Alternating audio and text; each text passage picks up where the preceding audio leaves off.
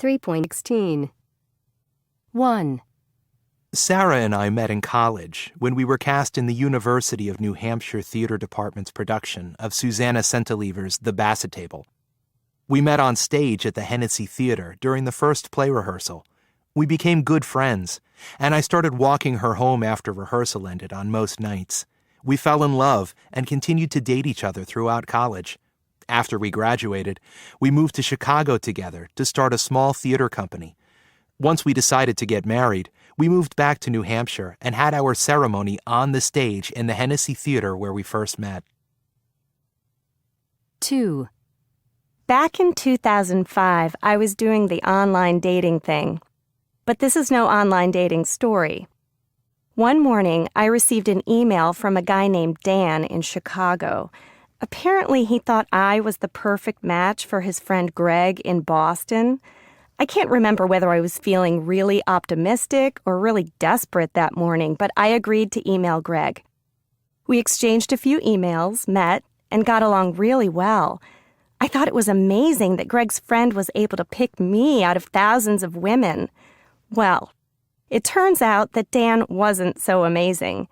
He had actually emailed over 20 women for Greg on the dating site.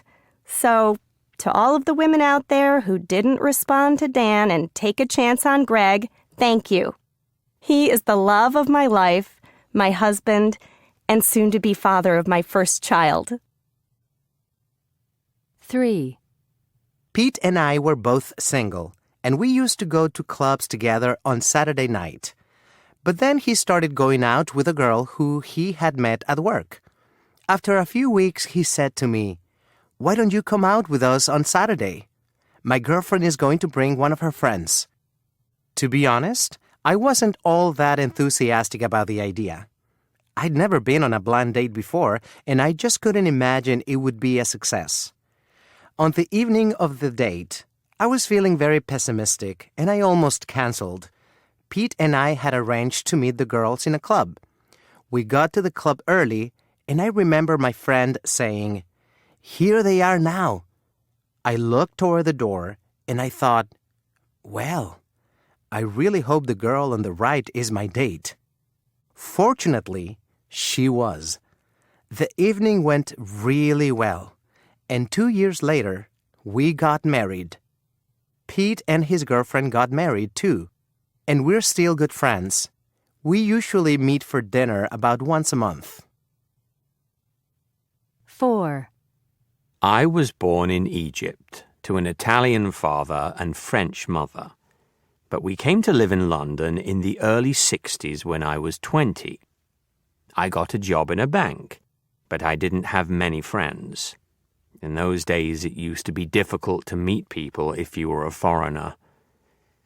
One evening, I went to a dance at a restaurant, and I saw this gorgeous 18-year-old girl get up from her table and start dancing.